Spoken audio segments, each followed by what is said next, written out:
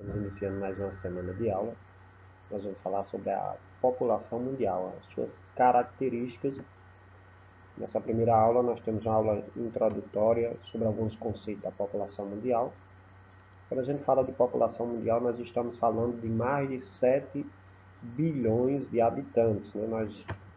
Mais de 7 bilhões e meio, nós já estamos caminhando para 8 bilhões de habitantes. Quando a gente vê esses dados, nós observamos que existe uma disparidade dentro da população mundial, certo?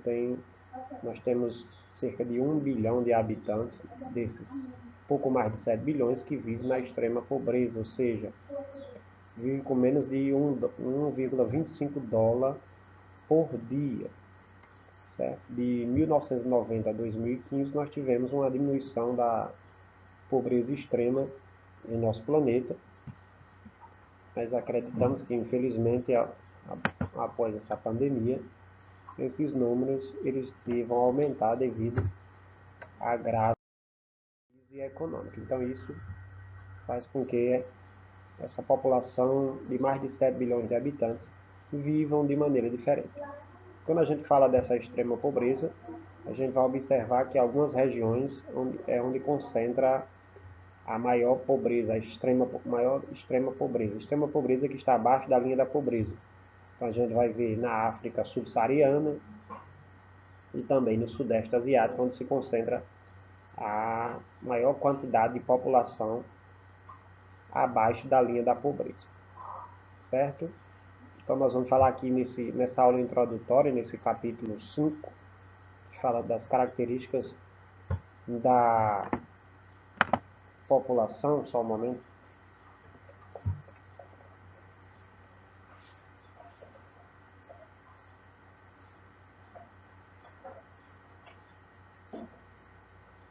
Retornando as características da população.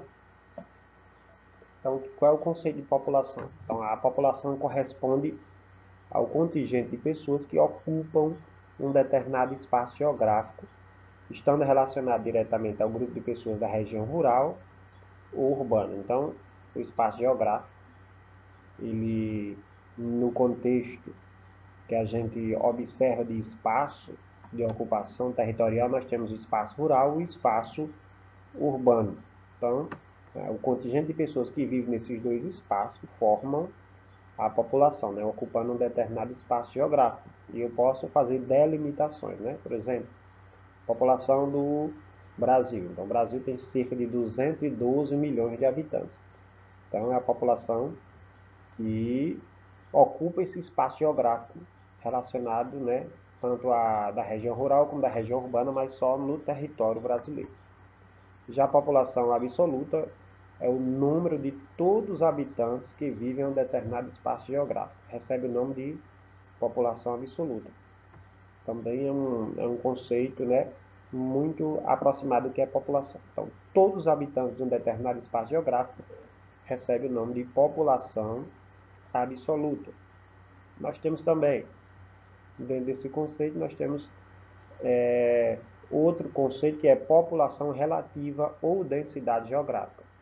Então, o número de habitantes por quilômetro quadrado recebe esse nome, né, de população relativa ou densidade geográfica. Por exemplo, no Brasil são 24 habitantes por quilômetros quadrados. Então, essa é a nossa população relativa. Já o crescimento populacional, que nós chamamos também de crescimento vegetativo, ele ocorre em função de duas variáveis: natalidade menos mortalidade. Natalidade é a taxa de nascimento e mortalidade é a de morte. Quando a taxa de natalidade é maior do que a de mortalidade, nós temos um crescimento populacional positivo. Quando as duas taxas são iguais, nós não temos crescimento. E quando a taxa de mortalidade é maior, nós temos um crescimento vegetativo negativo, o que ocorre em alguns países, né? Tem alguns países que têm crescimento positivo, outros não têm crescimento e outros têm um crescimento negativo. Como a gente vai observar, né? Nós temos a Holanda, que morre mais do que nasce. Não é que morre muitas pessoas. Lá, por exemplo, morre menos gente do que o Brasil, percentualmente. É só que a taxa de natalidade lá é próxima de zero. No momento, né? Mesmo um país com boas condições de vida, onde a expectativa de vida é elevadíssima, mesmo assim, chega um momento que as pessoas elas vão morrer, né, pela questão de suas idades. E ainda falando de alguns conceitos, conceito muito importante, nós temos dois conceitos aqui de país populoso e país povoado. País populoso é quando o número absoluto de habitantes é alto. Nós temos o exemplo do Brasil. O Brasil, ele é um país populoso. Nós temos no Brasil, como eu já disse a vocês, cerca de 212 milhões de habitantes, com a projeção do IBGE deste ano. Apesar do Brasil ser um país populoso, com mais de 200 milhões de habitantes, ele não é povoado. Por quê? Porque o Brasil tem apenas 24 habitantes por quilômetro quadrado, ou seja, a sua população relativa é baixa, ou seja, a densidade demográfica é baixa. Por que a densidade demográfica do Brasil ela é baixa? Por causa dos vazios populacionais que tem o nosso território. No nosso território abriga a floresta amazônica, em quase cerca de 40% do território brasileiro é coberto pela floresta amazônica, onde praticamente não há habitantes. Então nós temos um vazio populacional. No Brasil tem muitas cidades, como é o caso da Apodi, onde a população que mora na zona rural também é significativa. E a gente vê que na zona rural a densidade demográfica ela é menor. As casas elas são mais separadas umas das outras. Diferente da cidade. A cidade as casas são juntas. Se as casas são juntas na cidade, a densidade demográfica é alta. Já na zona rural, como as casas se distanciam, essa densidade demográfica é mais baixa. E com isso, baixa a densidade demográfica do nosso território. Mas a principal causa é o vazio populacional provocado pela floresta amazônica. Então, nós temos também outros países que também têm uma densidade demográfica baixa, então são outras questões. Países que em seu território tem áreas desérticas, então nos desertos também são vazios populacionais, onde praticamente não mora ninguém. Lugares, países que têm montanhas, também as montanhas são vazios populacionais. Lugares de baixíssimas temperaturas, como a gente observa na Sibéria, certo? Lá na Rússia, então ali ocasiona um vazio populacional e faz com que esses países tenham uma densidade demográfica pequena. Então é um país populoso, o Brasil é um país populoso, mas não é povoado. Um país povoado é quando o número de habitantes por quilômetro quadrado é elevado. Veja que não é o caso do Brasil, né? Vamos dar um exemplo aqui, a Holanda. A Holanda tem apenas 18 milhões de habitantes. A Holanda é um país populoso? Não, apenas 18 milhões de habitantes. No entanto, a Holanda é um país povoado. Por quê? A Holanda tem 400 habitantes por quilômetro quadrado. Apesar de não ser populosa, porque é um país pequeno, do tamanho do estado de Santa Catarina, né? Então é pequeníssimo, tem 18 milhões de habitantes, ou seja, vive 18 milhões em um minúsculo território, o que faz com que tenha uma grande densidade demográfica. Por exemplo, na Holanda não existe espaço rural, é só espaço urbano.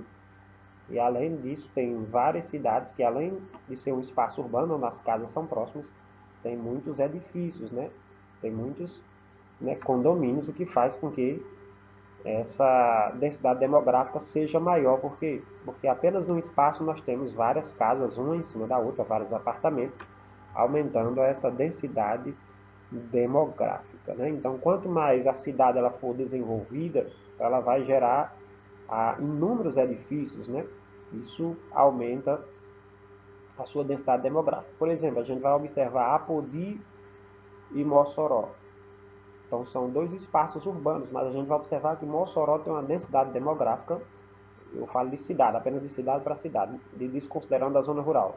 Então, Mossoró vai ter uma densidade demográfica mais elevada, porque Mossoró tem um adensamento urbano maior devido à incidência muito maior de edifícios, né, de apartamentos, o que eleva a sua densidade demográfica, coisa que a gente evidencia muito pouco na nossa cidade, né? Então, isso acontece lá na Holanda. Então, país populoso. É o número total de habitantes, e tem muitos habitantes, como é o caso do Brasil, ele é populoso, mas o Brasil não é povoado por causa da sua baixa densidade demográfica, apenas 24 habitantes por quilômetro quadrado.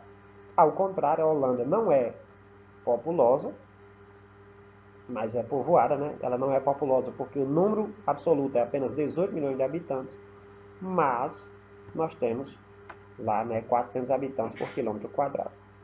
Se a gente for observar um país populoso e povoado, a gente vai ver a China. A China tem mais de 1 bilhão de habitantes, então é bastante populosa, inclusive mais populosa que o Brasil, e é bastante povoada, porque vive mais de 1 bilhão de habitantes na China, num território praticamente do tamanho do Brasil, né? Então a densidade demográfica lá é elevada.